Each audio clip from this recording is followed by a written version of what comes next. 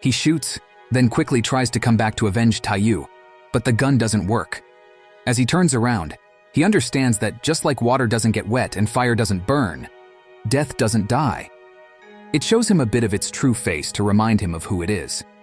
After taunting him by transforming into his beloved Jisoo, with a sadistic smile on her face, she sends him to the next life. This time, he reincarnates into the body of Jonggyu Cheol, who always enjoyed drawing from a young age. Despite his talent, he was never recognized until one day he saw a woman fall from a building and realized that his art came from death. Portraits inspired by deceased people were worth a lot of money in the foreign market. So he began to take his art more seriously and started pursuing his victims himself. His traces of violence were recounted in the news as those of a serial killer. Meanwhile, his paintings were auctioned for millions. According to the psychopath, a total of 15 people were said to have been reborn in his works of art. Yi-jae becomes physically ill to the point of vomiting as he receives all these memories, but he accepts to use the body of a demon to hunt another. He returns to the scene of his last death and finds Jisoo's pen inside a sewer. That night, Taiyu convinces the lawyer to take the blame for the hit and run, promising him one of the company's branches to manage. The car's chip, which recorded who was driving, ended up in the sewer along with the pen. While watching an interview of his enemy, Yi-jae's nose starts bleeding and he faints. Upon waking up, he discovers he has a tumor in his head and only 1 month to live, which he considers more than enough to conclude his plan. Ironically, Taiyu is interested in one of his most expensive works and is waiting for him in his gallery. When they meet, Yi-jae taunts him, revealing that he uses the blood of his victims to create artworks. He says they both have in common the belief that they are gods when they take people's lives. Taiyu doesn't like hearing that comment, but the artist quickly says it was just a joke. Alone with the killer of his beloved in the gallery, Yi-jae considers killing him, but remembers that Death warned him that if he tried to kill anyone, she would interfere and send him straight to hell. He then tells Taiyu that he will sell the painting to him, but wants to deliver it personally, and for that, he needs his address. After the mass for his brother, where his father clearly favored him, Taiyu receives a call informing him that his father suspects him of being a psychopath and is investigating him. Irritated, he takes his pills and speeds away in his car, passing by 2 detectives who soon chase him.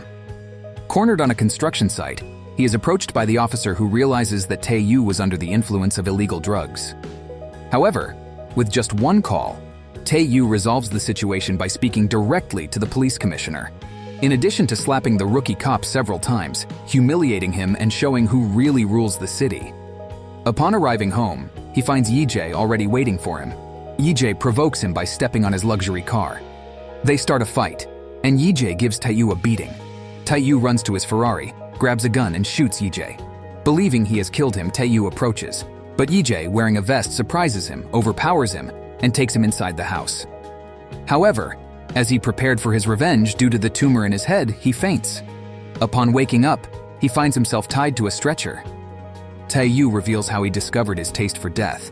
One day, on his way to the office, he accidentally hit a man standing in the middle of the street, the same man Yi-jae saw at the beginning of this series that changed his life forever. However, Taiyu felt pleasure seeing the man suffer on the ground and felt like a god at that moment. When Yi-jae earlier restrained him and revealed the details of what he would do to him, it left him even more excited because he had never thought of causing death in that way. It was a gift, and now he will test this new method on Yi-jae. And this was the most agonizing and painful death Yi-jae experienced. However, to Death's surprise, Yi-jae was laughing at her. There were hidden cameras that recorded the businessman committing that atrocity. It was all part of his plan. Since he couldn't kill him, he would destroy him in another way. Death sends him to his next life. An Ji-hyung, a detective who lost his father when he was a child and was also a policeman. When he passed the police test, his mother fell ill with fear that he would die like his father. He then made a promise not to take risks and decided to become a mediocre detective just to survive. His colleagues don't respect him, considering him a coward. Even after his mother's death, he continued to back down in the face of action, losing the respect even of his partner, Ji-hun. On the street, he spotted his former cellmate who killed him in the 5th life. While the man threatened another with a knife, Yi-jae approached and manipulated him by saying that he was his former cellmate revived, making him confess the crime in front of everyone who was filming. When attacked, he used his skills and easily immobilized him for other police officers to take him away. His video went viral on the internet and TV, increasing not only his respect but also that of the entire force. Yi returns to the artist's house to retrieve evidence of his last death. However, while his partner called for reinforcements, Yi made a copy of the recordings and erased the original videos. Several pieces of evidence were found there indicating that the artist Jong Yu-cheol was the serial killer who turned his victims into art. This made his boss very happy, even questioning if he wasn't possessed, as he went from a coward to the best police officer in the force overnight. Someone not pleased with this was Tae-yu, who, upon arriving at the scene, is stopped by the police officer who taunts him, claiming that killers always return to the scene of the crime. Moreover, he sees on TV that the detective is becoming a phenomenon in crime fighting. He then calls his contacts and plans the death of the hero detective. Suspicious of the system, Yi hands over the crime videos directly to a reporter. Later, he discovers that his mother was being investigated because of the backpack full of money he had left for her, as cameras filmed it being delivered by one of the victims under investigation. He talks to her pretending to be a detective to see if she was okay, and at that moment, he sees her wearing the shoes he gave her as a gift. He takes advantage of the untied shoelaces to prevent his mother from realizing that he was emotional seeing her in this situation. Later, he leaves food at his mother's door and ends up being cornered by a thug sent by Tae-yu.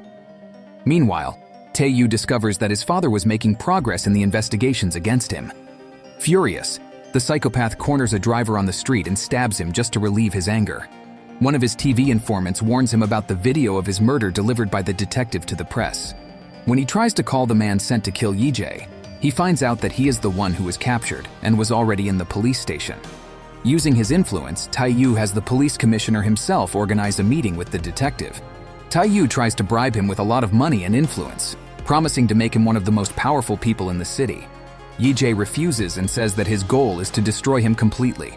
However, later Yi sees Tae-yu playing another one of his cards. He decides to surrender to the authorities, confessing to being responsible for the death of Jong Yu-cheol, but claims that he did it to protect himself because he had been kidnapped and would have been another of his victims. Moreover, the images presented on TV were only of the killer taking Tae-yu, confirming his version. He would still be in custody, but a movement created by the company claimed that everyone was with him, even calling him a hero. Since Yi did not make a copy of the video images, he had no way to prove to his boss that the images were forged. Tae-yu walked out of the police station through the front door as an innocent that night, while the detective was kidnapped by some corrupt officers. Taking his pills and relaxing in his jet heading out of the country, Tae-yu ends up having an unpleasant surprise. He sees a recording revealing all the murder